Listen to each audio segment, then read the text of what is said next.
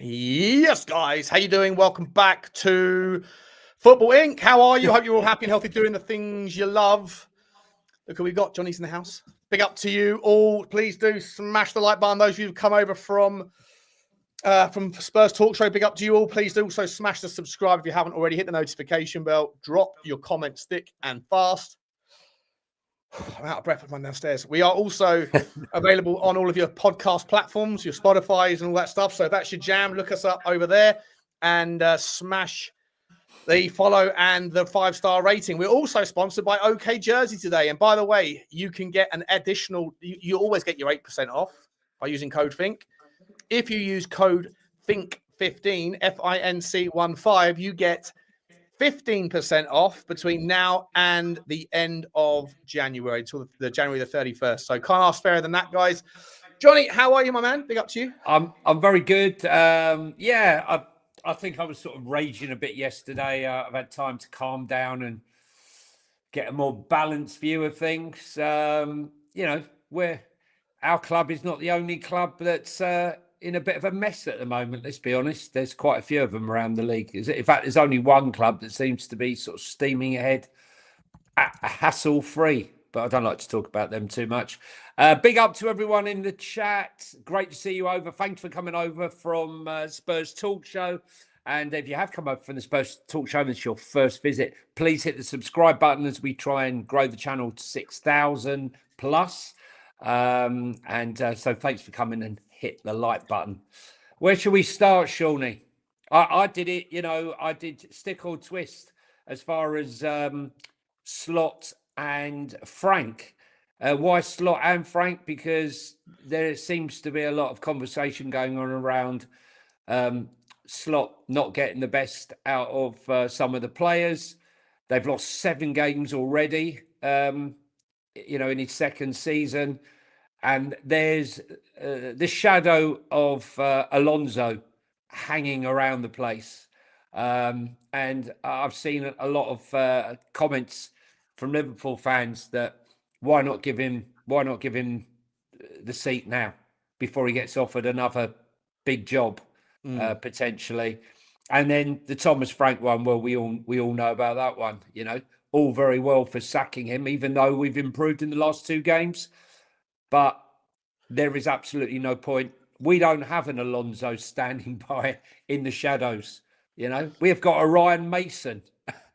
And, yeah, mate, I actually think that Tottenham are getting better. I think that we might be guilty here of sacking a guy with no plan of what you do next, who's just about to start to get something to click. I agree. I think that there's the football that we saw yesterday, and I went through it. I think that the last horrendous game of football that we saw from a Tottenham team was a Forest game. I know we've lost a couple of games since then. But actually, I think that that game, I know it wasn't that long ago, but like 6 games, 7 games ago, whatever. But that game was absolutely shambolic. But most of the games since then, I think we've seen patterns of play. We're starting to see confidence in some of the players. Yes, we haven't got a goal scorer at the top. But once again, it's also worth pointing out that it's also becoming a bigger theme across football as well. Like, if you look at the top goal scorers in the Premier League, if you take out Thiago and you take out Haaland, there's only 3 players that have scored more than 10 goals this season at beyond the halfway point. So, I said it. I'm terrified of saying this out loud because I think the fan base have made their mind up 100%, and there's a lot of emotion going on. But I genuinely think that where I'm at right now is that you don't sack Thomas Frank. Listen, I'll be honest with you. I've always been, well, I don't need to be honest. Everyone knows that I was a big Thomas Frank fan. But I think you get swept away with it, with some of the thoughts. And also, Sean, when you think about it, we've lost goals to last minute. I mean, the last minute goal against West Ham, a last minute goal against Bournemouth, the last minute goal at the end of the first half. These are our mistakes. No 2 ways about it. But they are moments. We've lost to a moment in a game. And, I do think that, there has been progression. I was saying to my son earlier that, we moved the ball much quicker against Frankfurt. We moved the ball much quicker against against them yesterday, against Burnley yesterday, and our transition is looking better. There's lots of things that aren't right. Don't get me wrong, but listen, we'll have to wait and see. I think the board has no choice but to stick. But can it avoid the noise, Sean? Is the noise greater? Look, we had the luck, should I say, or to have Gary on Friday, who gave us an insight into Tottenham Hotspur, and the amount of changes that Thomas Frank has felt like he had to implement in the backroom staff as far as medical setup, recovery, analytic, everything was poor because of a graveyard of previous managers, and the previous stuff has just been left to rot in the corner.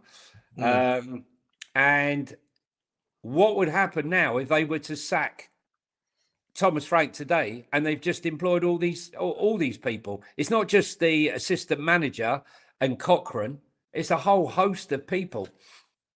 So I don't know. It's a tricky one for me, Sean, because like you, I do see some recovery, but there are those who. I don't know if you don't have an obvious next option, and if the option that you currently have is starting to show improvements, and you've got a plan and you believe in the plan, and you're someone who, let's be honest, right? He's going to have an ego. He's a wealthy, successful guy, and he's going to look at his previous decision to stick by the guy when everyone in the fan base was calling just sacking Arteta, and he didn't, and it's worked out or working out. Then, if I'm Vinay right now, I'm like, no. But that might change, right? If West Ham go on a 3 or 4 game win streak and Tottenham end up losing to City and United and to Newcastle, by March that might look a lot different. But this is a big moment; it's a big decision, and I think that when you add all of the variables up around the lack of options and the better options that you'll have in the summer, the only real jeopardy here is if Tottenham really do fall apart and go into a meltdown mode and then lose the next 4 or 5 games in the Premier League. And if we lose against Frankfurt, and then you have to throw another couple of games in there for the playoffs, which no one wants to play right now, like that's how it can go tits up. For me, if you're looking at the numbers, looking at the options, looking at the variables, I think you land on the option which is stick to the plan at the moment, because I think that we are getting better. And I think that the errors yesterday were not Thomas Frank errors for the most part; they were individual sloppiness. The only thing I would criticize about Thomas Frank yesterday was the substitutions. Yeah, agreed. Late getting them on, and then he already had them ready to go. And then we conceded the goal, and they were already stripped. And then, so like he wanted to bring these players on when the game state was 1-1, and then he kept with the same game plan, even though the game state had become a 2-1 deficit. So that to me is like question marks around your adaptability and your thinking on the spot. But of course, there wasn't that many options off the bench that you could really turn to. But I sort of disagree. I agree, but I disagree. I agree about the substitutions not being made. Dom Solanke should not have been on the pitch after 90 minutes, number one. Number two, Matthias Tell, whatever you want to say about him, he gives his all, right? He's got a great attitude. And let's be honest, if Dubravka pulled off a great save, he could have... he should have been on earlier. Gray should have been on earlier. Solanke was blowing hard after 45 minutes. I think that he made a big mistake. And what does it say about Kolo Muani that Dane Scarlett got on ahead of him? Because I honestly believe that Solanke, we were taking a massive risk yesterday. If Dom Solanke goes down injured and Kolo Muani doesn't want to play, then, what do you do?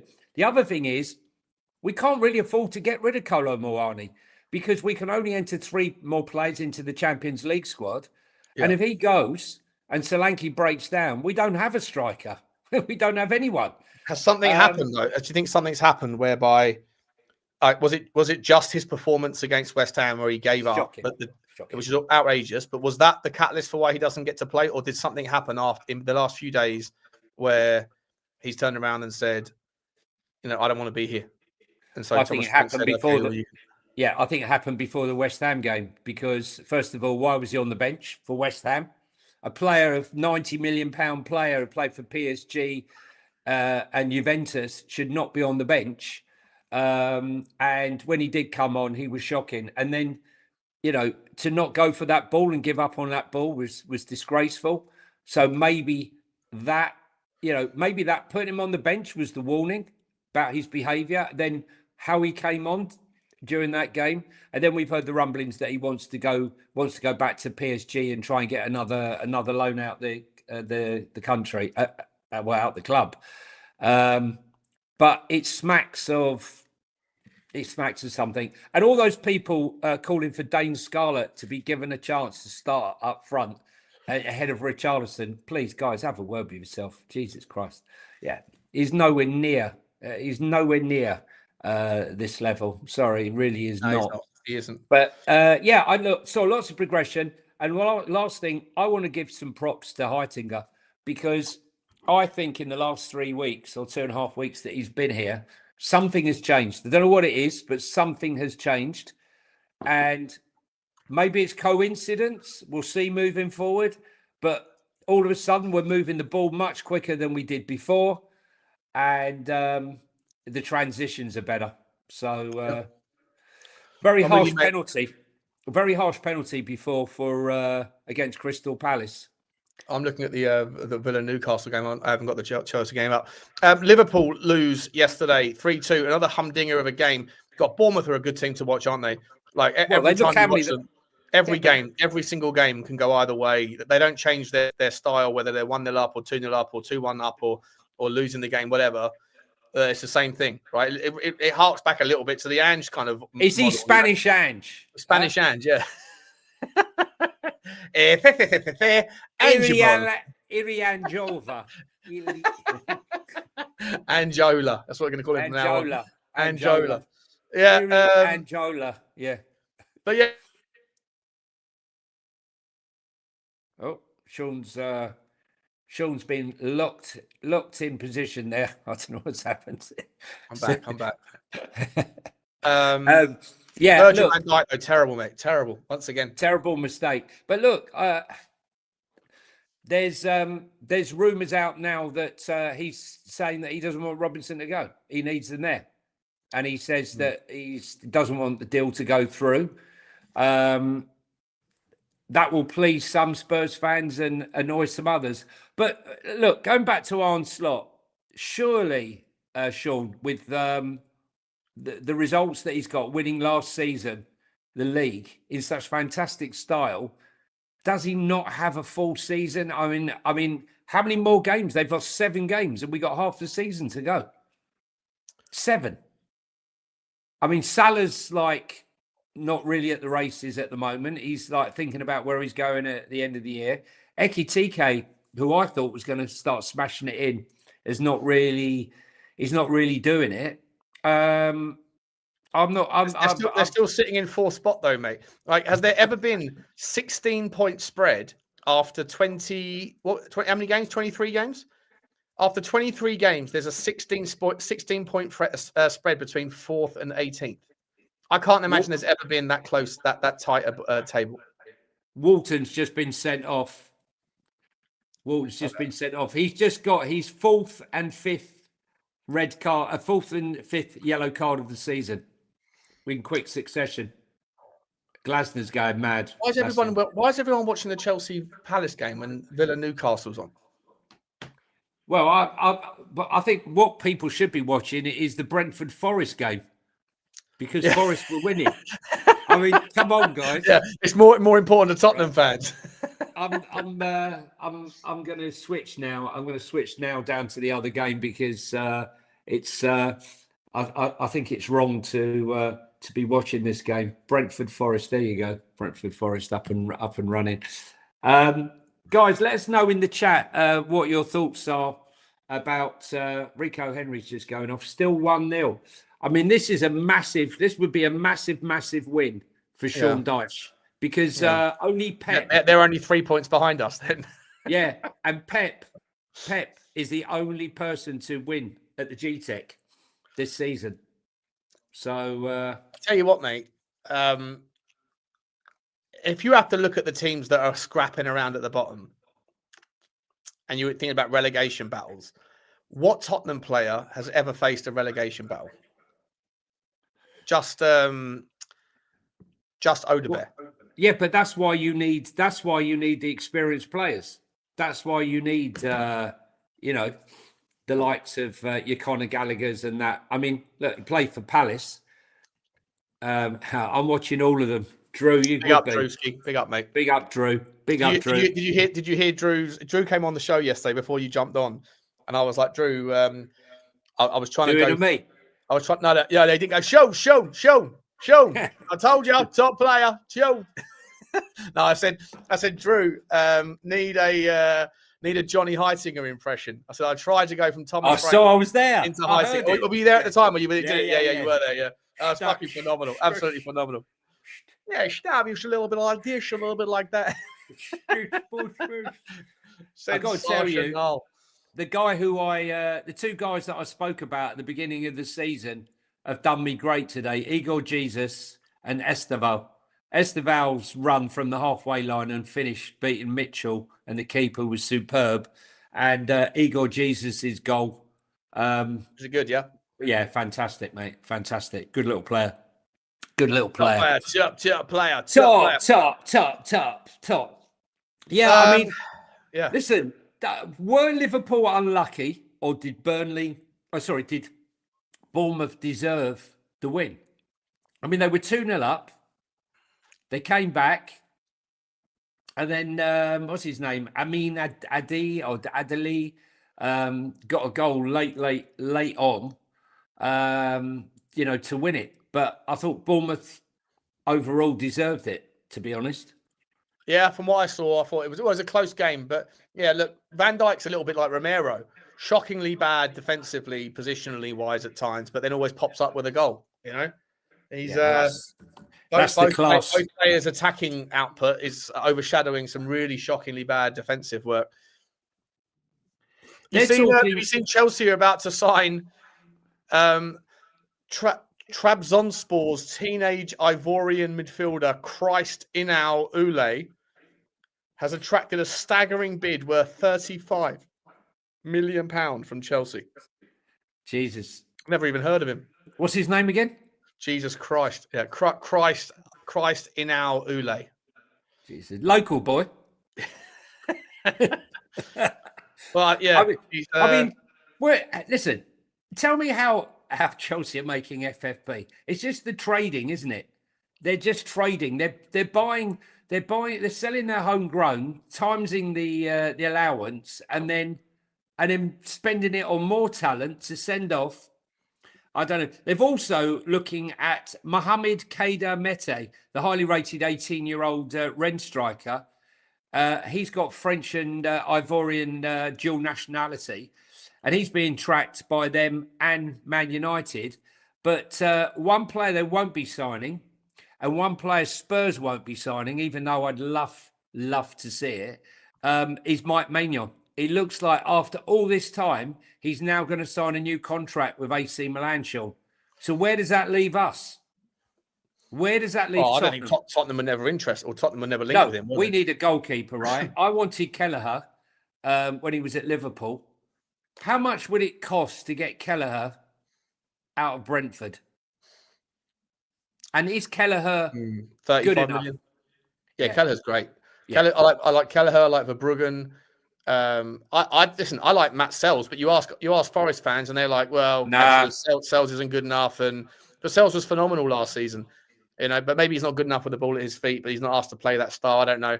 I hold my hands up. Like in terms of like scouting goalkeepers, I'm just not familiar with enough of them. When you watch a goalkeeper, you basically judge them with your eye test, which is what they do with keeping the ball out, right? Like yesterday, Dubravka was absolutely sensational. But Dubravka's footwork yesterday, the ball at his feet, he was absolutely shocking. So, yeah, Well, you need a 21st century goalkeeper, but when you're Burnley, you need someone who's a shot stopper. He's in my fantasy football team along with Kelleher. But he was sensational yesterday. He made 9 saves yesterday. 9, incredible. 9 top saves as well. 9, yeah. And he could have, and we hit the bar. I mean, we could have easily have run out, 5-6-2 winners yesterday, Yeah. and we would be having a completely different Yeah, conversation. exactly.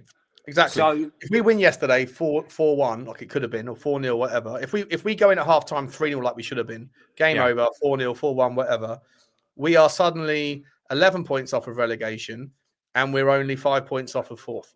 yeah, and we're having a different conversation. Massively James different Trafford, Jeff says, not a bad call, Jeff.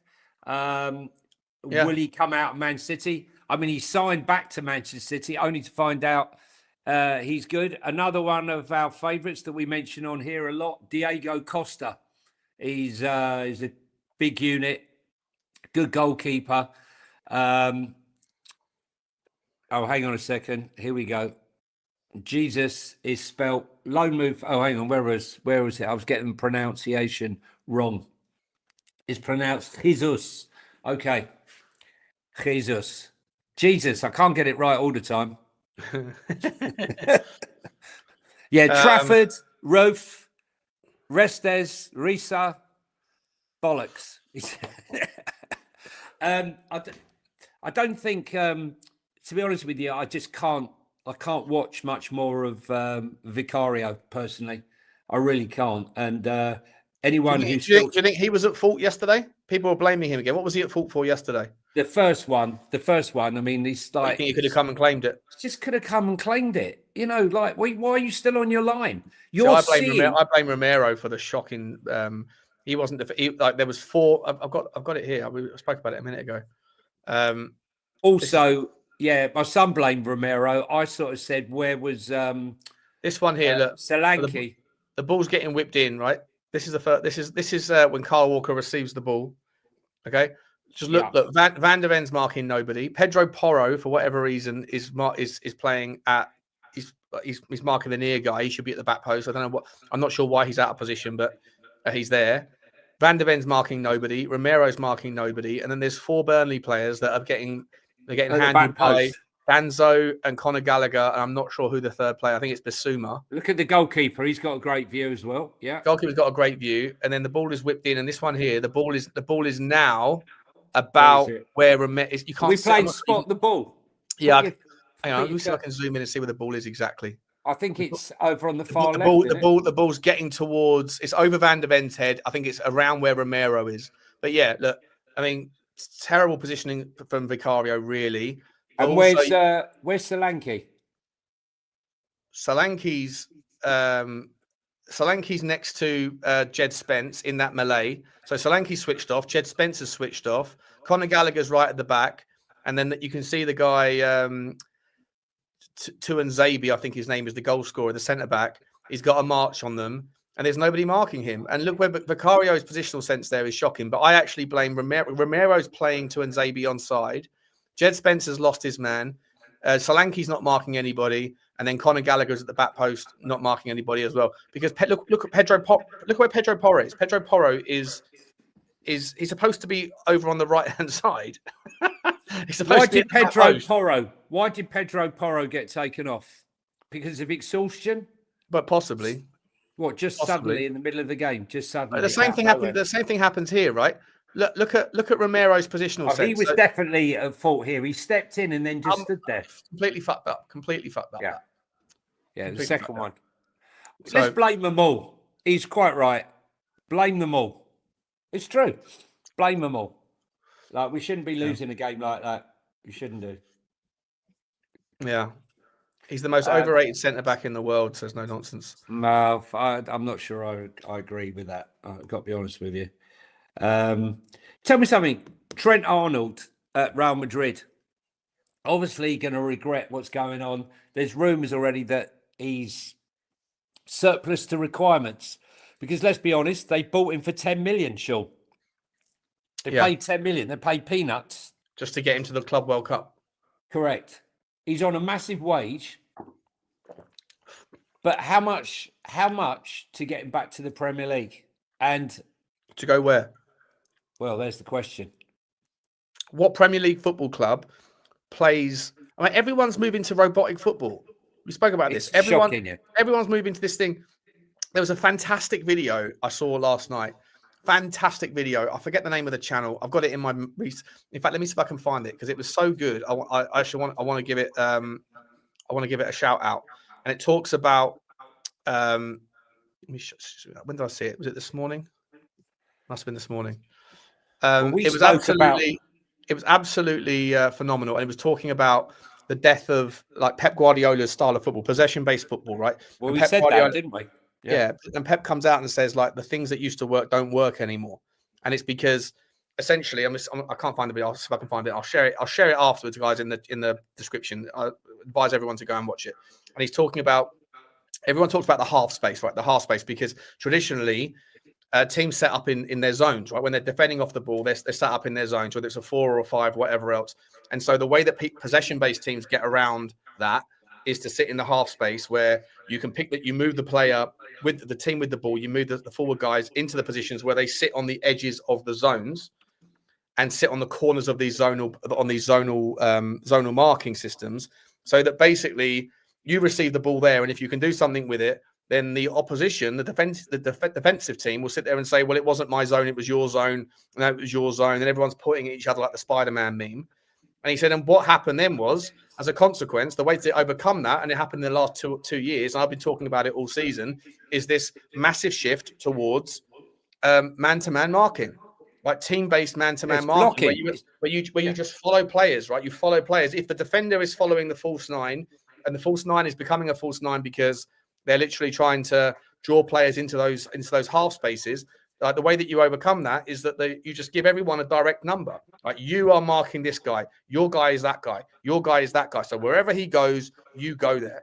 And the problem with that is that other teams started to like go, well, if that's the case, then that's why James Maddison would come all the way deep, because he would pull the 6 miles out of position, and hopefully that would create space for someone else to occupy.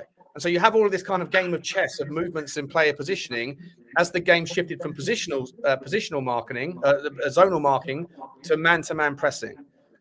And what that requires, though, Johnny, is that there's less time and space and room for like smaller people that are technical players.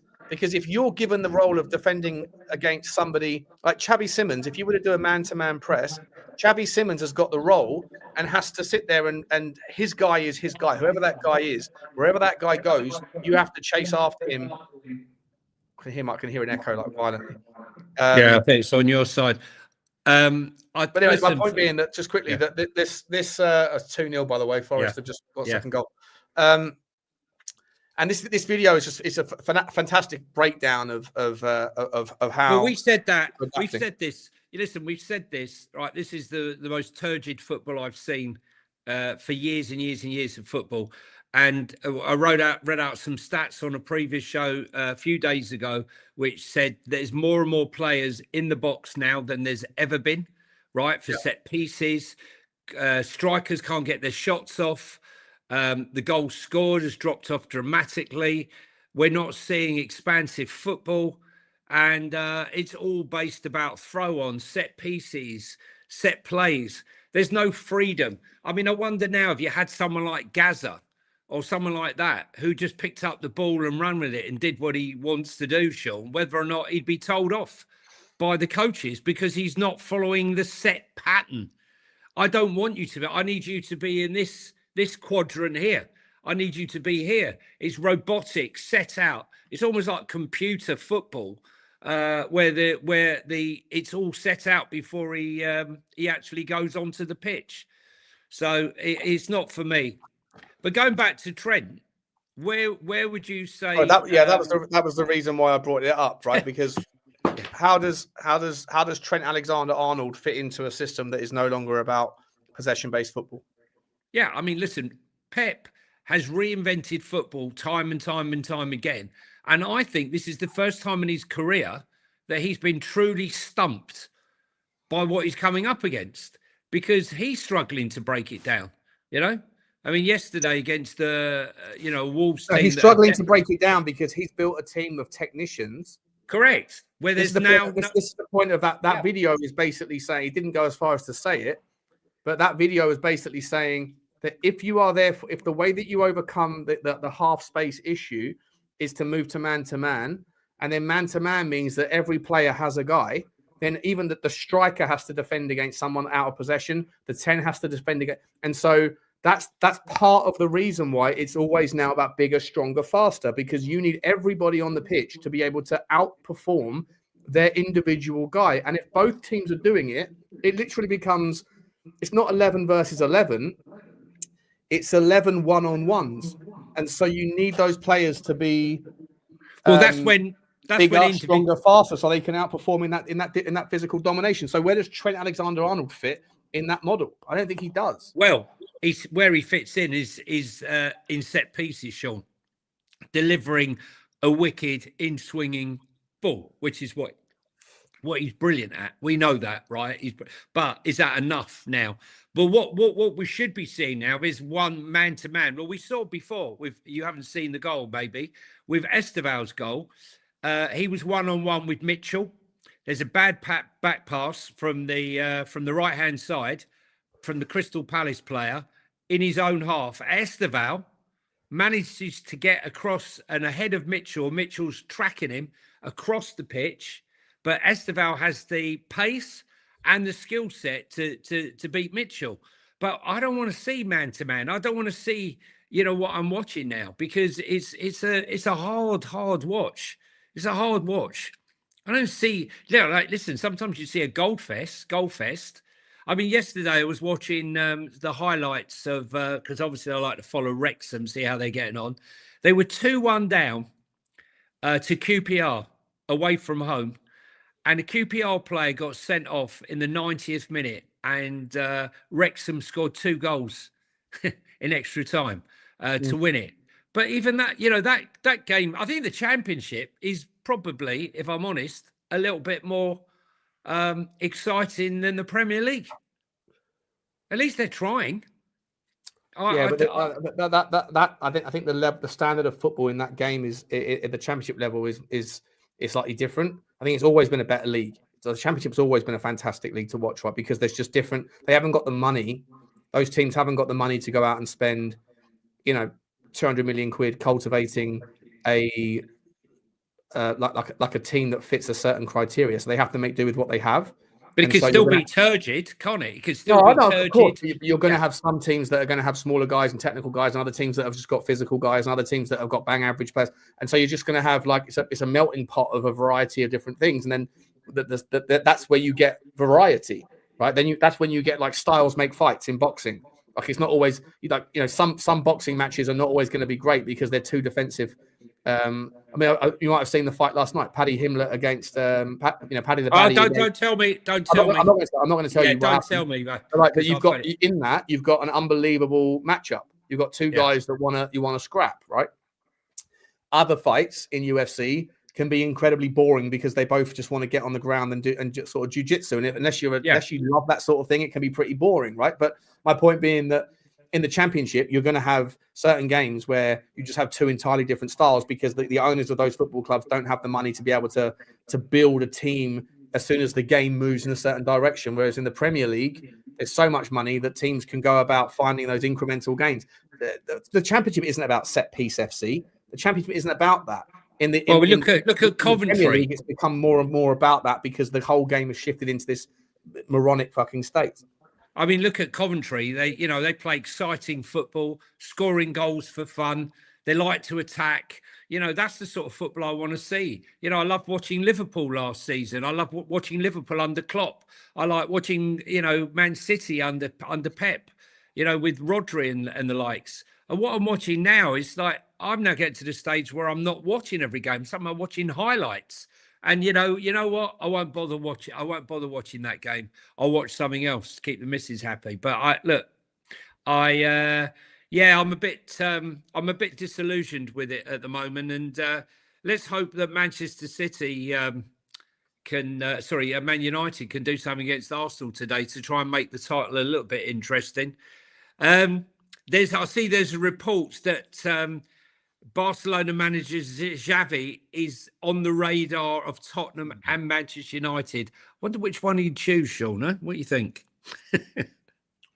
I think he'd choose Tottenham. Do you think, really? Yeah. Yeah, I don't subscribe to this notion, mate, that Tottenham is like Manchester United is a poison chalice. No, I'm talking about the players that he'd have at his disposal. I don't think Man United's squad's any better than Tottenham's. I think they've got some better players. They've got some better forwards. Yeah, they haven't got. I think their back line is rubbish. I think Manchester United is just as much of a mess. And for what it's worth, as I said on the last show, I think this notion that no manager wants to come to Tottenham is a load of bollocks, because for me, it's a win-win. It's a win-win. Like, what is the point of like looking at it in any other way? If you come to Tottenham Hotspur and you fail, you are one of a long line of managers, most of them with a better caliber than you have, right? That don't want to come to Tottenham. Sorry, that have failed anyway. If you fail at Tottenham, it doesn't ruin your reputation. If you succeed at Tottenham, you are the unicorn. Let's be entirely honest. The manager that has had the best reputation leaving Tottenham is a guy that didn't win anything anyway, in Pochettino. Yeah, but I hear what you're saying. I just think Xavi's waiting for what he would class. He probably has standards himself. So, whilst we can say that, and you're 100% right, you are 100% Manchester right United, for sure. like, if you want to go to Manchester United, you're going there. But his ego. I'm talking about Xavi himself, right? If he's given the choice. Right, if he's given the choice, coming from Barcelona and his history and all the rest of it, he probably has an ego level which says, on that basis, fine. I'm not saying that United is not a bigger draw in that regard. I'm just saying if you go to Man United and you fail, your reputation has more of a dent than if you do at Tottenham. Tottenham, you get paid a fortune. I get that. You get paid a fortune.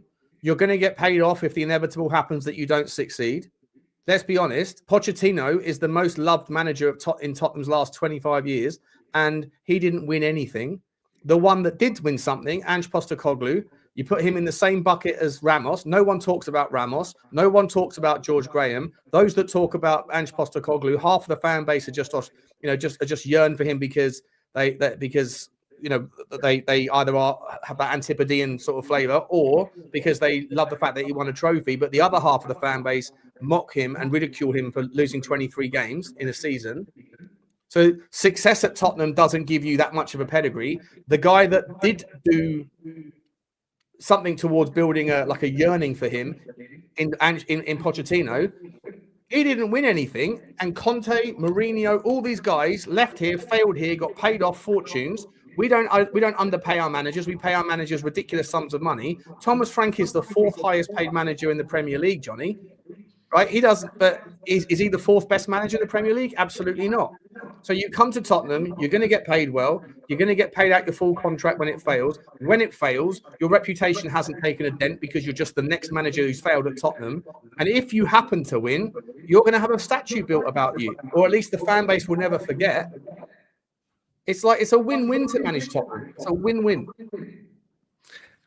Like I said, I don't doubt that for 1 minute. My point here is that Xavi has an ego himself, and therefore, like we have this perception that we can go after our number 1, number 2, number 3, and number 4 targets, and all of them refuse us, right? Which is why we struggle to make signings right now. It's the same for the managers. We don't even know, Sean, when they signed Thomas Frank, who they approached that refused us, right? We're only hearing about, we interviewed the candidates and he was by far the best and he was a standout candidate. We're not being told about the candidates that we approached and said, you got to be joking, So we'll have to see with that. One player, Manchester United, it says, are going all out for the transfer of Chelsea star Cole Palmer. There seems to be some... I think I mentioned this at the start of the season, that the reason Esteval signed for Chelsea over Barcelona and Real Madrid is because he was promised the number 10 position. And we all know who controls the number 10 position right now, and that's Cole Palmer. Can you see that move happening? Going back to Manchester? Cole Palmer to Manchester? Can I see Cole Palmer to Manchester? What, to City? Man United. No. No? Absolutely not.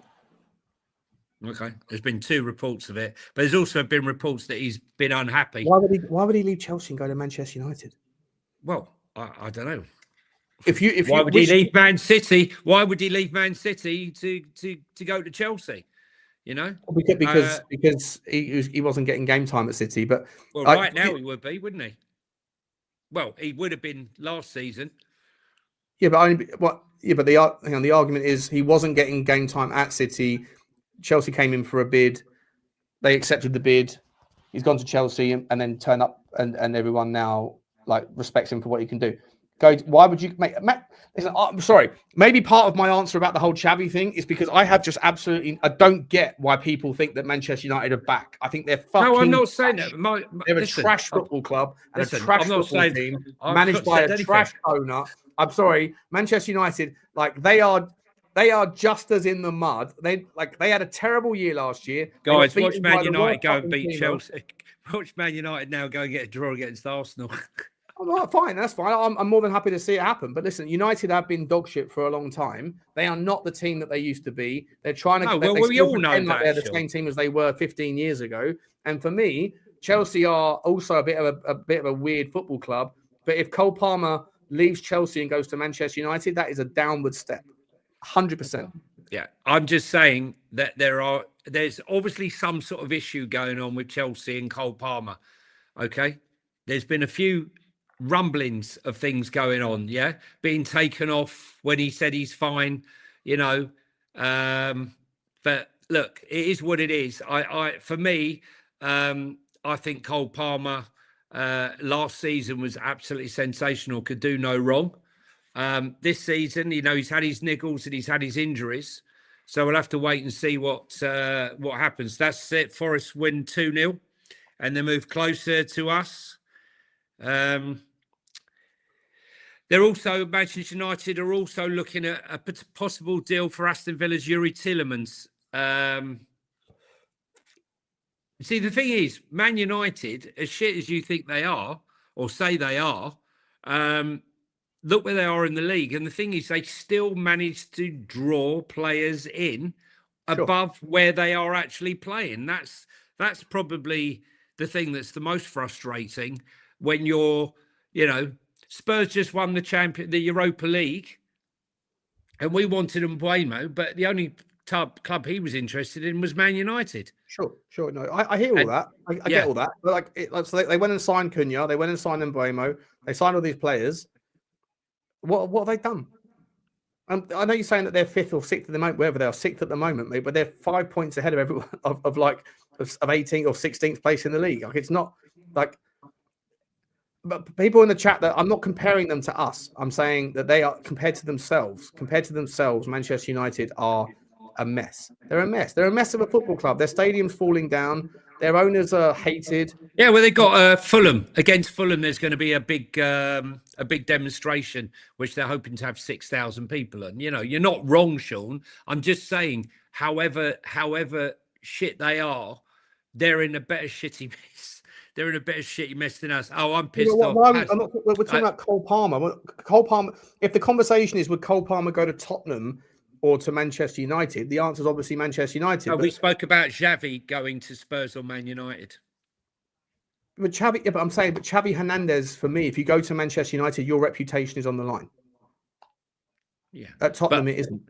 But his ego, what I'm saying to you is his ego from the fact of playing for Barcelona and the height he had, he thinks that he's on the level. He will only entertain a Bayern Munich, a PSG, and that sort of level of good luck with that. That's why he's been out of work for 18 months. Well, this is what I'm saying. Maybe it's out of choice. Maybe it's not. I don't know. Maybe he's not as good as people think he is because of the name. They're thinking of Xavi, the player, right? I'm a bit pissed off. Crystal Palace have just scored right at the death there. I had Trevor Chalobah as my centre back, so that wasn't too good. Have you got any other transfer ones, Sean? It's a quiet day, mate. It's a quiet day. But in terms of Cole the Leicester Palmer, manager's been sacked. There's Paul O'Keefe apparently is saying that Tottenham have made a tentative approach for Xabi Alonso. Yeah. So Cifuentes has just been sacked by Leicester after less than 7 months in the job. Just in. Just in. And Aston Villa have just ended a 21-year wait to win away at Newcastle. I mean, Newcastle, did they expect to be higher in the league, Sean, this season? Who, Leicester? Newcastle. Lost at home? Yeah.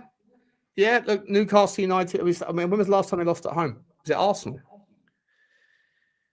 Yeah, I think it was Arsenal. I mean, the fact that Villa have got 46 points, 4 behind Arsenal, yet they lost 1-0 at home to an Everton team missing about 4 players. The form is up and down like a yo-yo. It's hard to predict anything at the moment.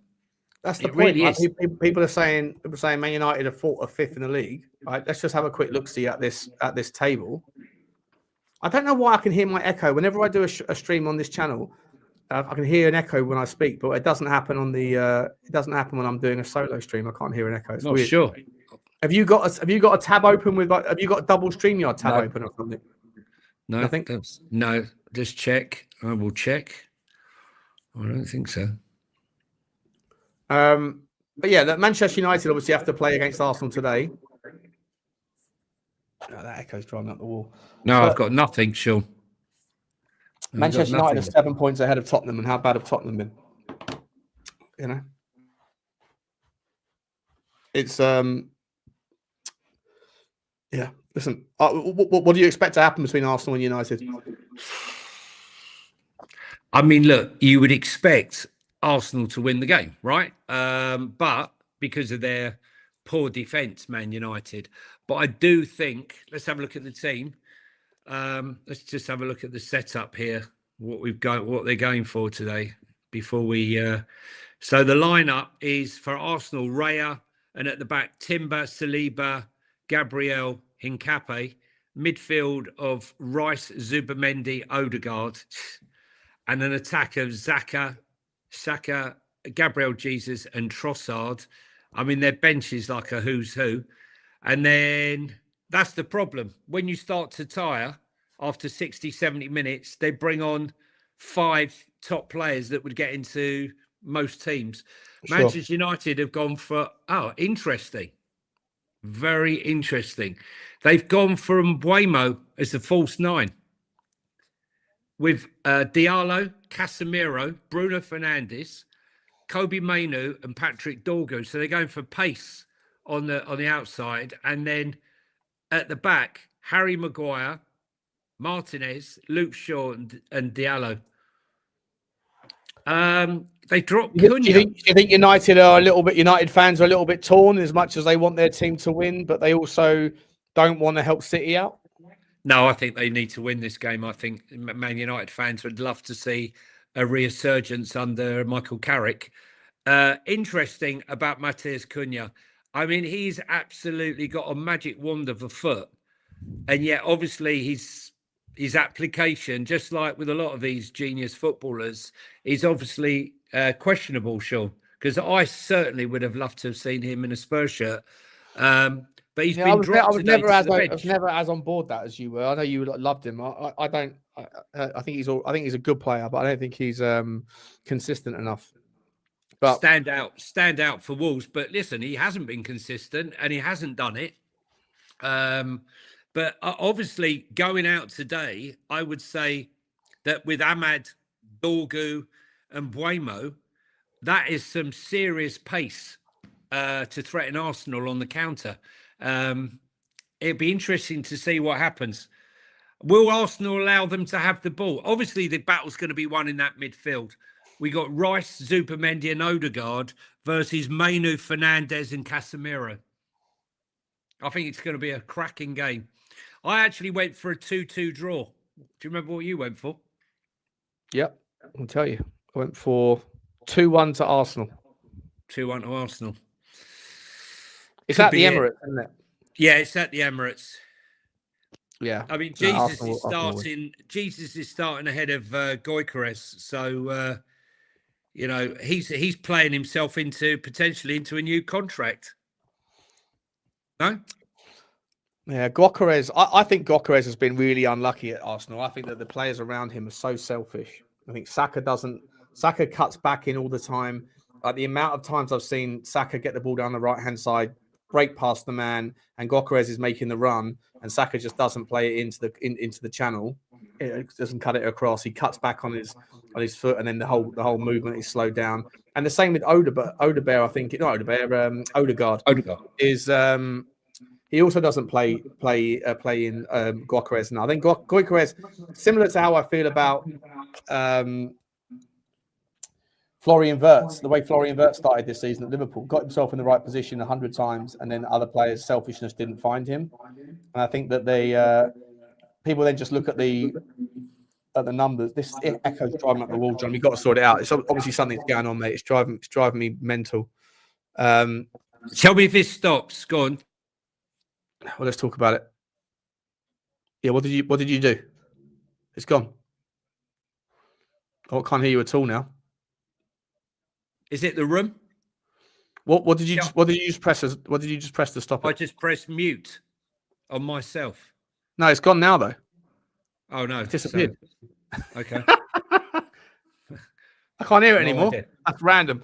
I just feel like a lot of these players, a lot of the fans just look at Gyökeres' output or look at Florian Wirtz's output, and the answer is they're not scoring goals. Not scoring goals, but you actually need to take a step back and go, why? Is it other players that are not feeding them? You know, and I think that's been the case with Wirtz and with Gyökeres quite a lot. For me, Gyökeres, I've said this many times before. If you look at some of the comments being made by Declan Rice and some of the others, I don't think people realise the amount of work that Gyökeres is doing with his physical presence. He's drawing players out when he's challenging them, making those runs, and that is leaving space for the likes of Zubimendi and Martinelli and Saka and the likes to exploit. And he's not getting the rub of it. Just to say that I'm very happy, but Hearts just got an equaliser there at home against Celtic, so that means that they're very much Hearts, Celtic, and Rangers. It's going to be a good title race this season. Yeah, very good. So it should be really good, tight. Do you want to do the super chat, Sean? Yeah, Trudini, big up to you, my man. It's always done. Support. Trudini, thank you very much indeed, my man. Appreciate you as always, my man. I appreciate you as always. And Drewski has become a new member of the show, supporting the channel. Drewzilla. This should stop. Really? Would you have Johnny? Stop it. I can't do it. I have to work on that one. Big up to you, Drew. Appreciate you, mate. Absolute legend, buddy. Thank you very much for your membership. And we appreciate you, mate. We appreciate you across the Spurs fan base. The echoes disappeared, by the way. The echoes entirely disappeared. That's weird. Absolutely weird. I don't know what's causing it. I mean, I stream from the same room. So I wouldn't think it's the room that's making the echo. Let me just try something. I think it might be if I share the screen, right? And have it now. Is there an echo now? I'm going to my microphone. Let's try that. Hello. Testing. 1, 2. Yeah, no, I think it's having the it's this. I know. I figured it out. I know what it is. It's been whenever I've got a shared screen open in the background, it still plays the audio through the screen. We figured it out. No more problems. It was Sean all along. It was Johnny. It was definitely Johnny. So what are we going to do? So let's see in the chat. We're techno boffins, Sean and I, techno boffins, back of house. What testing 1, 2, 3. That's the old BBC test. What are we saying in the chat for today's scores? Let's see some calm down. What are you saying? I am innocent. Johnny's never innocent. No, I'm not. I'm always guilty, mate. Always guilty until presumed innocent. That's how it works. I can't believe that was given as a penalty, by the way. The Chelsea. I'm just looking at I know. It's hit his body and then it's come onto his hand. I thought that was always ruled out. Ridiculous. Yeah, Isn't but that this all is what I'm supposed to be saying. ruled out? If it comes off the body of the player of the body, off the body of the player defensively, and then it goes onto his hand, that's supposed to be ruled out, isn't it? Well, this is what I'm saying. There's no continuity with VAR. I hate VAR. VAR would be fantastic if there was a set of rules and they never deviated for them. I.e., right, the line, the thickness of the line is 4 mil. There's no deviation. There's no allowance. It's the same for everyone, right? If a ball is kicked at you and your arm's down by your side and you're like 2 inches away, there isn't a penalty. Yeah. The pulling of the shirt. Oh, look at that. Last minute goal. Shocking. I would have got 7 points there. What's 3-3 chaos? What game are we talking about here? 3-0 scum. 3-3 chaos. No, they're talking about the Arsenal Man U game. Asked for score predictions. We got 3-3 from James, 3-0 to the scum. Yeah, look, I just think we need. What are they doing, the PGMOL? I mean, why aren't they having their meeting and coming out and saying, look, we understand that there's no continuity in VAR and some of the refereeing decisions, and we're doing something about it. All I've heard is they're going to get rid of it, Johnny. Just get rid of it, mate. What all I'm hearing now is they're going to do something about the length of time it takes to take a goal kick and corners and throw-ons. There's going to be a minimum time that you can take it. So I don't know. All right. For me, it's there's just no rhyme or reason for some of these decisions. 1 week, one gives one decision, and another week. Well done to the ref who stuck with his decision at the City Wolves game. What was there a situation where they sent him to the monitor and then he actually went, "No, fuck that." Oh, okay. Really? Was that for Wolves or for Man City? Can you let us know is that what happened there, Sully? What? So the referee made a decision and they sent him to the monitor to overrule it. Thanks for letting us know. By the way, it wasn't Butler the whole time. It was the screen share. It was the screen share. Okay. So. I see. There? Oh, I see. You've hit on me. You've hit on me. What? Correct. Yeah, Sully said, okay, that's wow. I didn't know that. I didn't see that. That's crazy. So what was it? Was it the Man City had a goal? What was the decision? For Man City. Yeah. Denied Mamouche a penalty. Ah, right. Okay. Well, there you go then, because I've always sat there and gone, what is the bloody point of sending them to the monitor that chews up another 2 or 3 minutes if you know that they always go with whatever the VAR says? I've never seen a situation ever that I can remember where a referee goes over and then says, "Nah, bollocks, I'm happy with my decision." If that's what wouldn't it be better? Wouldn't it be better, Sean? Right? If they were mic'd up, right? They go up. I don't want to hear him talk after we know the flipping decision. I'd like him to get mic'd up. Hello there, Barry. Yeah, VAR control. Yeah, we see Mamouche. We reckon the challenge is outside the box, and we hear that dialogue straight away.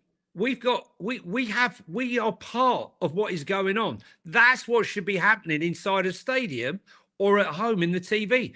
Johnny, it was his first game, his first Premier League referee match, and he's been referred to the monitor and he's gone, "Nah, fuck ya." Brilliant!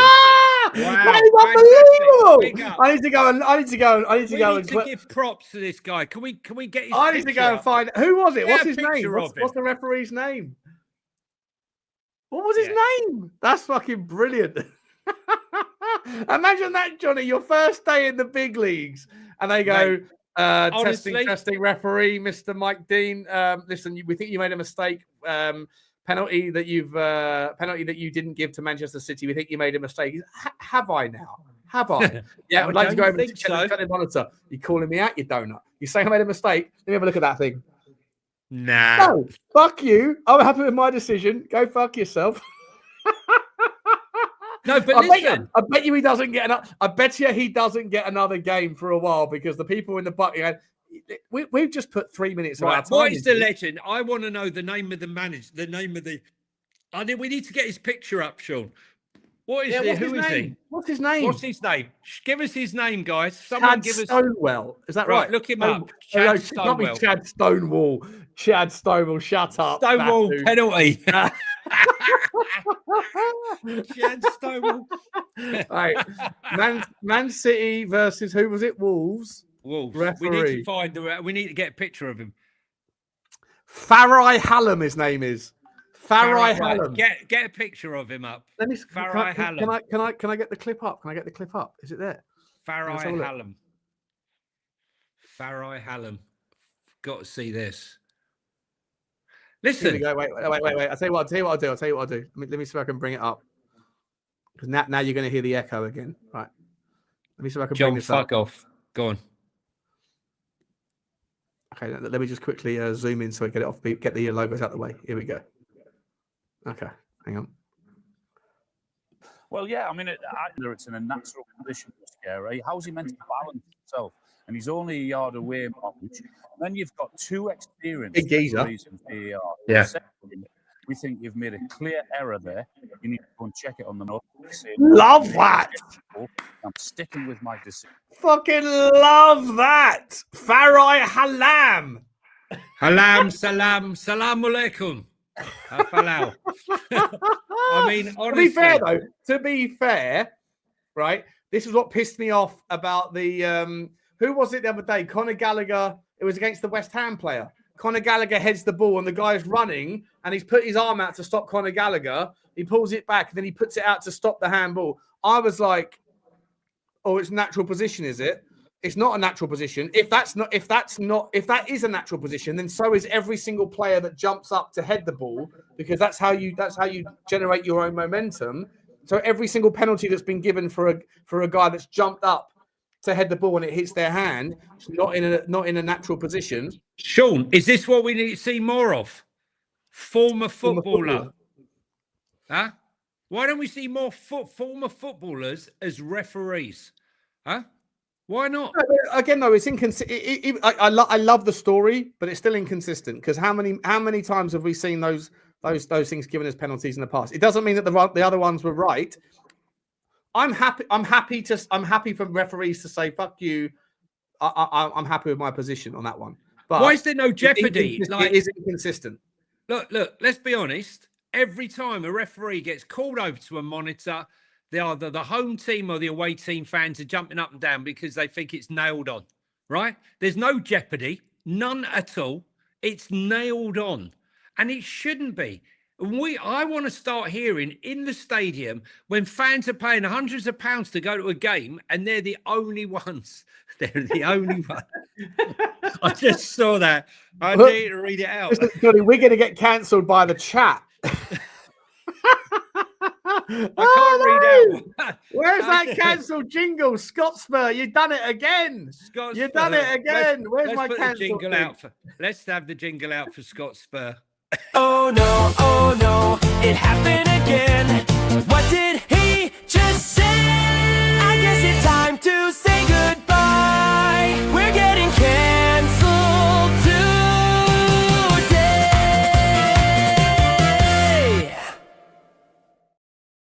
Dear, just going down to the bazaar to get myself a carpet.